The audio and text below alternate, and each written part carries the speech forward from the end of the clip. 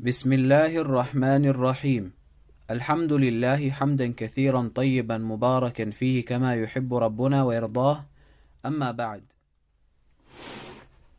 So we're still on the first issue, Al-Mas'alatul Ula, from the first chapter, the introductory points related to Siyam, Muqaddimat al-Siyam.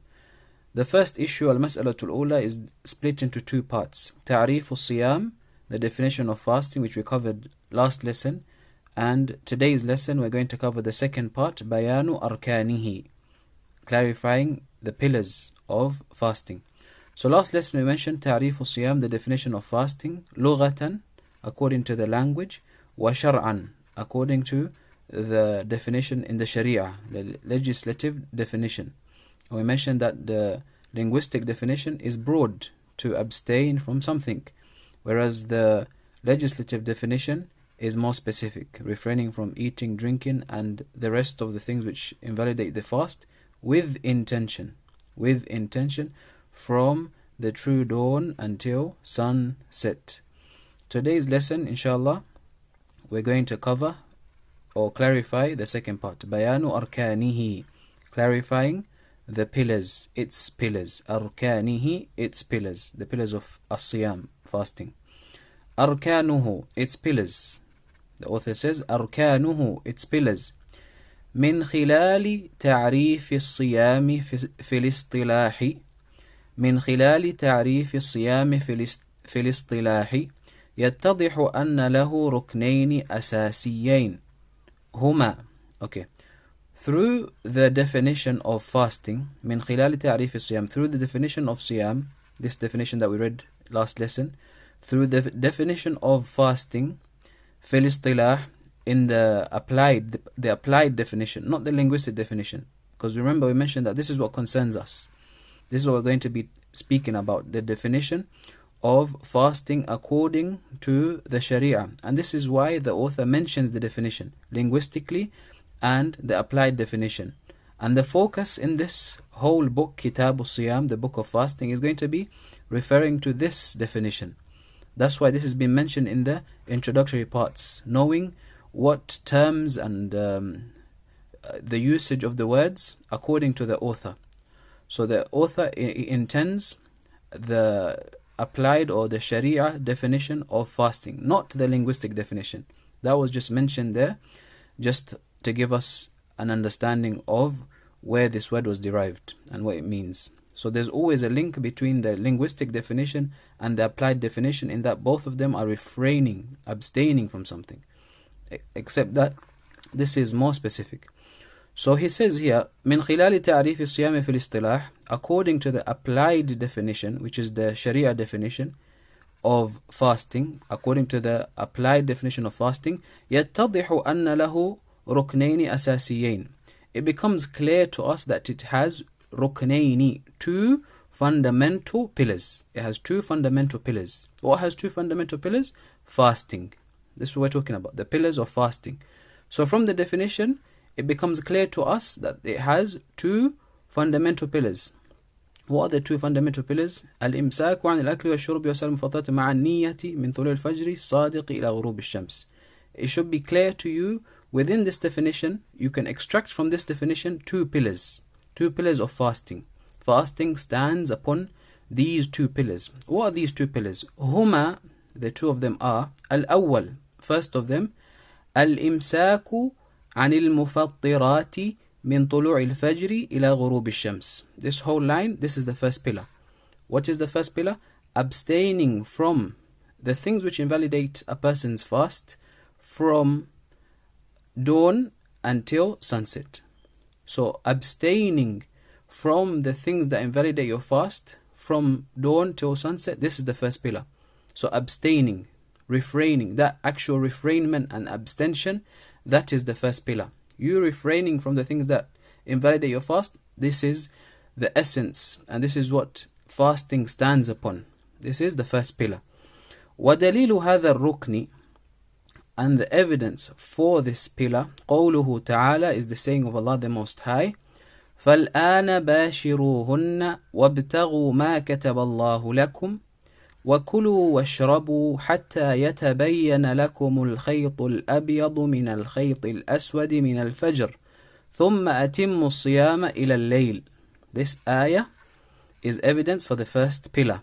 And this ayah is in Surah Al-Baqarah, ayah 187. Ayah 187. What does this ayah mean? Allah says, so now, باشروهن, you may be intimate with them. You may be intimate with them, referring to your wives. You are allowed to have sexual intercourse and be intimate with them. Because in the beginning of the ayah, this is just part of the ayah. He's taken the shahid, the point of evidence from the ayah. The ayah is longer than this. So he's just taken the part from the ayah which is an indication or the evidence for this pillar. So now you may be intimate with them. وَابْتَغُوا مَا كَتَبَ اللَّهُ لَكُمْ, and seek what Allah has prescribed for you. وَكُلُوا, and eat. وَاشْرَبُوا, and drink. حَتَّى يَتَبَيَّنَ لَكُمُ الْخَيْطُ الْأَبْيَضِ, until the white thread becomes clear to you. مِنَ الْخَيْطِ الْأَسْوَدِ, from the black thread. مِنَ الْفَجْرِ, of dawn. حتى يتبين لكم الخيط الأبيض من الخيط الأسود من الفجر. It means so that the white thread, and the white thread, as he's going to clarify, والمراد بالخيط الأبيض والمراد بالخيط الأبيض والخيط الأسود بياض النهار وسواد الليل.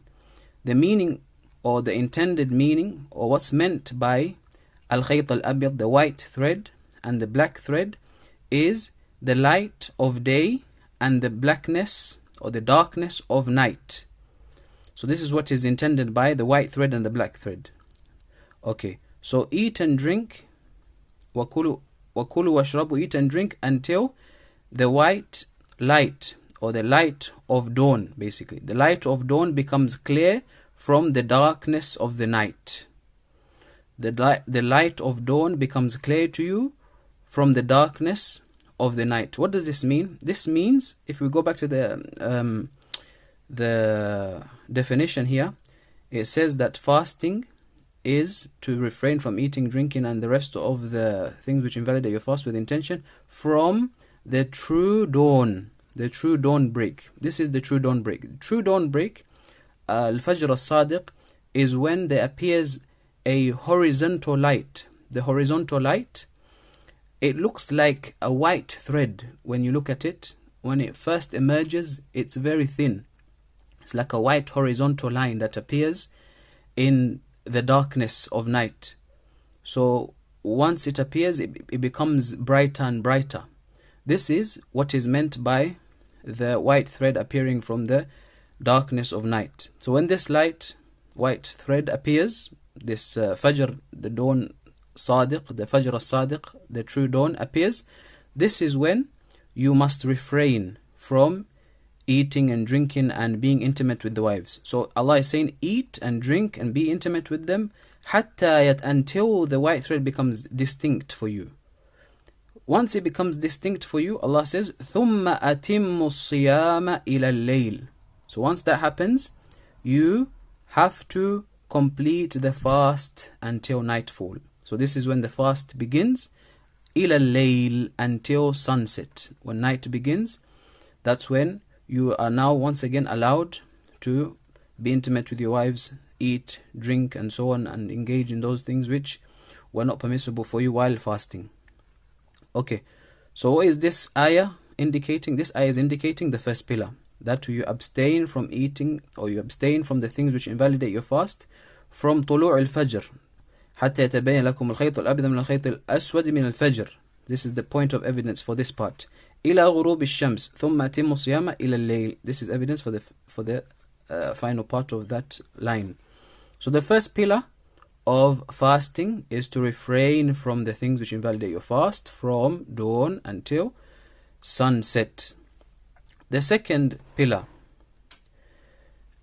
طيب, we've read this. نعم, we've read والمراد بالخيط. This is just clarifying what الخيط الأبيض and الخيط الأسود means. We said والمراد بالخيط الأبيض والخيط الأسود بياض النهار وسواد الليل. What's meant by the white thread and the black thread is the whiteness or the light of day and the darkness of night. طيب. الثاني the second pillar. أركانه الأول الثاني. The second one is النية. النية is intention. An intention is something which exists in a person's heart. النية is something which happens and takes place in your heart. If you're going to work, you put your clothes on and you leave your house, you've intended automatically, something which happens automatically within a person's heart. If you know what you're doing, you've intended automatically. There's no need to mention or say anything that I'm going to work. You don't need to mention I'm going to work. I'm putting my clothes on so I can go to work. There's no need to mention anything, because that mentioning has nothing to do with your intention. Intention is something which just exists in a person's heart. It takes place automatically. You go into the kitchen knowing that you're going to put yourself cereal and pour in some milk, all of that. This is something that you intended. You intend to eat breakfast and so on. And the same with fasting. Something that you, before going to sleep tomorrow, I'm going to be fasting. Knowing this within yourself, this is what al-niyya is referring to. Al-niyya is intention. Okay. What is intention? He explains it here. Al-niyya بأن يقصد الصائم, and that is that the fasting person intends بهذا الإمساك, he intends from this refrainment and this abstention. You're intending from this abstainment and this refrainment عن المفطرات, from the things which break your fast. You're intending from this, your goal, objective is this, عبادة أو عبادة الله, عبادة الله عز وجل. بأن يقصد الصائم بهذا الإمساك عن المفطرات عبادة الله عز وجل. You intend from this refrainment of the things which invalidate your fast as an act of worship. You intend it as an act of worship. So this niyyah, as he's going to clarify, is a crucial part of the definition of fasting. Imsak, refraining from eating, drinking, and all of the things which invalidate your fast with niyyah. This part is a crucial part in the definition. Why is that? He says, فَبِالنِّيَّةِ تَتَمَيَّزُ الْأَعْمَالُ الْمَقْصُودَةُ لِلْعِبَادَةِ عَنْ غَيْرِهَا مِنَ الْأَعْمَالِ. And niyyah, through intention, through the niyyah, the actions al-maqsudatu lil-ibadah, which are directed or are specifically done as act of worship, they become distinct. Through niyyah, these acts of worship, they become distinct from other acts. عن غيرها من الأعمال, from other acts. What makes you refraining from eating and drinking and having intercourse from Fajr until sunset? What differentiates this from a person who's on hunger strike, for example? What differentiates this from a person who's been told you're not allowed to eat and drink for this whole day until your operation takes place? What differentiates this as being an act of worship from this which is not an act of worship? Hunger strike and fasting as a diet, or because you have a medical procedure that's going to take place which requires fasting. What differentiates this from this is the intention. فَبِالنِّيَّةِ, through the intention, things become distinguished. Acts of worship from other than acts of worship, they become distinct. وَبِالنِّيَّةِ تَتَمَيَّزُ الْعِبَادَاتُ بَعْضُهَا عَنْ بَعْضٍ. And with the intention, acts of worship themselves are distinguished. The acts of worship themselves are distinguished. Yani you intend, when you stand to pray, is this prayer obligatory? Is this prayer recommended? A recommended prayer? Are you praying sunnah? Are you praying fajr? Are you praying dhuhr? Are you praying, or you're fasting, for example? Are you fasting Ramadan? Are you fasting repayment of Ramadan? Are you fasting Ashura? What differentiates these acts of worship, even though they are outwardly, they are exactly the same? When you fast Ramadan, or you repay back Ramadan, or you fast a vow that you've made an oath, or it's a kafara, repayment, or you're compensating or repaying for something that you've done wrong, all of them outwardly they are fasting. But what differentiates this from this is the intention. So acts of worship themselves are differentiated one from another through intention. فيقصد الصائم بهذا الصيام إما صيام رمضان أو غيره من أنواع الصيام. So the fasting person, he intends from this fasting either fasting Ramadan or other than Ramadan from the different types of fasts. So the intention, it differentiates acts of worship from acts which are not acts of worship. So acts of worship and other than acts of worship. And it also differentiates acts of worship themselves, whether they are wajib or mustahab and so on. What's the evidence for this pillar now? The second pillar, what's the evidence? وَدَلِيلُ هَذَا الرُّكْنِ قَوْلُهُ صَلَّى اللَّهُ عَلَيْهِ وَسَلَّمَ. The evidence for this pillar is his saying, sallallahu alayhi wasallam, yani the Prophet saying, إِنَّمَا الْأَعْمَالُ بِالنِّيَّاتِ وَإِنَّمَا لِكُلِّ امْرِئٍ مَا نَوَى. Actions, إِنَّمَا الْأَعْمَالُ بِالنِّيَّاتِ. Actions are dependent on intentions. So every act is dependent on the action. Every action is dependent on the intention behind it. وَإِنَّمَا لِكُلِّ امْرِئٍ مَا نَوَى. And everyone will be rewarded in accordance to what they intended. Everyone is rewarded according to what he intended.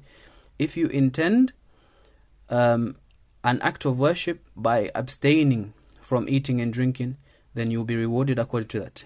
If you intend to go on a hunger strike by abstaining from eating and drinking, then you are dealt with according to that intention. If you intend to abstain from eating and drinking because the doctor has told you to, then you're dealt with according to that intention. طيب, so that's what this hadith means. And this hadith is reported by Bukhari and Muslim. This hadith is authentic. إِنَّمَا الْأَعْمَالُ بِالنِّيَّاتِ. Okay, so in this lesson we have covered the pillars of fasting, and we mentioned there are two pillars. The first pillar is al-imsak al-mufattirat, abstaining from the things which invalidate your fast from Fajr until sunset. The second pillar is the intention, athani, the intention, that you intend by this abstention, by this refrainment from the things which invalidate your fast, you intend by this that it is an act of worship. You do so intending it or for the purpose, for the sake of drawing closer to Allah, as an act of worship. These are the two pillars. Okay, now there is a correction which our Sheikh Abu Musa, Abdullah Hableel, hafidhahulah, he mentioned. And we said if there's any corrections, we are going to mention them from his book. His book which he has compiled. When he was teaching this book, he compiled some corrections and he jotted them down, and this is what we are going to mention. There's a correction that he mentioned regarding this part, and that is, he said, hafidhahullah ta'ala, قوله في المسألة الأولى. قوله في المسألة الأولى. He's saying in the first issue. In the first issue, the author is saying, الركن الثاني, the second pillar, النية, the niyyah. So he's going to comment on the author's mention of النية being a pillar of fasting. قلت, I said, or I said, نعم. So he's saying now, usually when people are critiquing something, they'll mention the point where they are going to explain or critique, and then after that, their speech begins after this. قلت, قلت, I am saying or I said. What's correct? الصواب. What's correct? أن النية شرط لصحة الصيام. What's correct is that النية, the intention, is a condition for the validity of the fasting. Niyyah is a shart. Let's memorize this. Yeah, niyyah is a shart. It's a shart. Okay, let's continue reading. وَلِهَذَا يُشْتَرَطُ أَن تَسْبِقَ الصَّوْمَ. For this reason, it comes yushtarat. It's a condition for the niyyah to come before the actual fasting. When does a person intend to fast? Does he intend to fast during the actual day's fast, or does he intend to fast before commencing the actual fast? For your fast to be valid, you have to intend prior to commencing the fast. That's what he's saying. وَلِهَذَا يُشْتَرْطُ أَن تَسْبِقَ الصَّوْمَ. The intention has to come before the actual fast. وَهَذَا بِخِلَافِ الْأَرْكَانِ. And this is different. This is in contrast to the pillars. Shurut, conditions for acts of worship, they come before the actual act of worship. Whereas arkan, they occur within the actual acts of worship. That's why he says, فَإِنَّهَا تَكُونُ دَاخِلَ الْعِبَادَةِ. فَإِنَّهَا, because they, what's they? إِنَّهَا الْأَرْكَانِ, the pillars. فَإِنَّهَا, the arkan, تَكُونُ دَاخِلَ الْعِبَادَةِ. The pillars exist within the actual act of worship. They are what build the act of worship. The act of worship stands on them. Whereas the conditions, they come before. The conditions come before. So this is something important. Yeah, we need to take from this that shurut, if something is a shart, a condition, and the plural is shurut, if something is a condition or it's a condition for an act of worship, then it comes before the actual act of worship. But if it's something which exists within the actual act of worship and it's something important which the act of worship does not stand without, then it's a pillar. Let's give an example. Wudu now, for example. Is wudu a pillar of prayer or is it a condition of prayer? Is it a condition? Is it a shart? Or is it a rukn? We have to look. Does it exist within the actual prayer or does it come before? It comes before. So wudu is a shart for the validity of prayer. Likewise, an-niyyah is a shart for the validity of sawm. So it's not correct to mention it among the pillars. It's not correct to mention among the pillars. So let's continue reading. وَهَذَا قَوْلُ جُمْهُورِ الْفُقَهَاءِ وَهَذَا قَوْلُ جُمْهُورِ الْفُقَهَاءِ. And this is the verdict of most of the scholars. Majority of the scholars, they hold this opinion, that the intention is a shart. It's a condition for the validity of the fast, not a pillar, because it takes place before you intend, before the actual fast. That's where it takes place. It exists prior to the actual act of worship. He says, راجع الموسوعة الفقهية الكويتية. He refer back to the موسوعة الفقهية الكويتية, volume 42, page number 62. And this الموسوعة الفقهية الكويتية, this is the biggest encyclopedia of Islamic fiqh.